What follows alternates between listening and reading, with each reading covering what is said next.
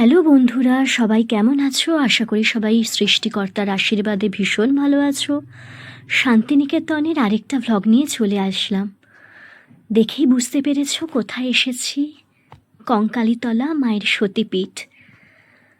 এখানে এসে আধ্যাত্মিক চেতনার কতখানি উন্মেষ হয়েছিল জানি না, তবে সতীকুণ্ডের জল, শান্ত পরিবেশ এবং মায়ের মুখখানি দেখার পরে মানসিক প্রশান্তি এসেছিল খুব।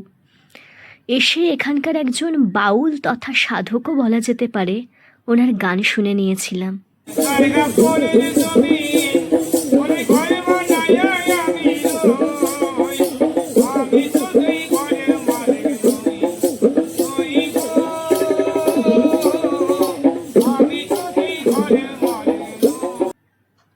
এই গানটা শোনার পরে আমার যেন তো মাইকেল মধুসূদন দত্তের একটা কবিতার লাইন মনে পড়ে গেছিল। চিরস্থির কবে নীর হায়ের জীবন নদে, কিন্তু যদি মনে রাখো নাহিমা ডরি সমনে, মক্ষিকাও গলে না গো পড়িলে অমৃত হ্রদে। আমি জানো তো কখনো বারাণসীতে যাইনি, ওখানে সন্ধ্যারতিও দেখিনি, মা গঙ্গার কিভাবে আরতি হয় সেটা দেখিনি, কিন্তু এখানে এসে কোপাই নদীর আরতি দেখেছিলাম,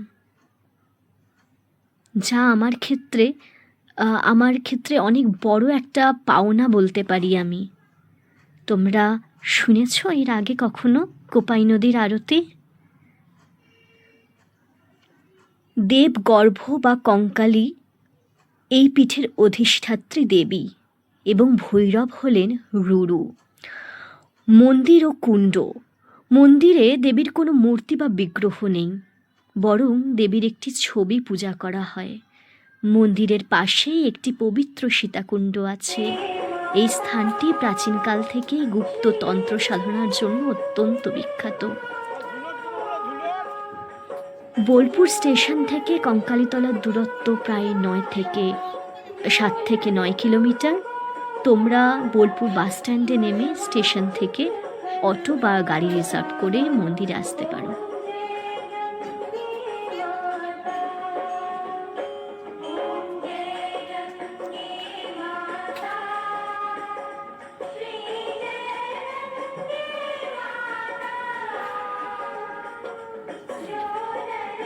ঈশ্বরের আশীর্বাদে আমাদের চেতনার উন্মেষ ঘটুক, আমরা সবাই একে অপরকে জড়িয়ে থাকতে পারি, কারণ এই জীবন শেষে যদি কিছু পড়ে থাকে তাহলে তা ভালোবাসা, একে অপরের সঙ্গে আরও বেঁধে থাকা।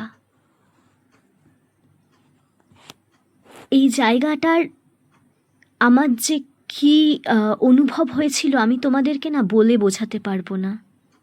চোখের জল ফেলেছি কেন তাও জানি না।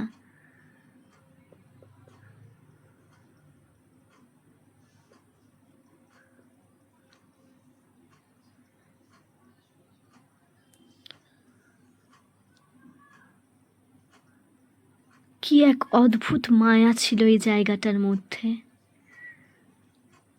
তোমরা যারা ঈশ্বরকে বিশ্বাস করো, আমি অবশ্যই বলবো তোমরা কোপাই নদীর সন্ধ্যারতি একদম মিস করো না। এইখানে আসলে না তোমরা একটা অদ্ভুত শান্তি পাবে। এখানে আসা, আরতি দেখা এবং প্রসাদ গ্রহণ করা, সব কিছুর মধ্যেই আছে একটা অসম্ভব প্রশান্তি।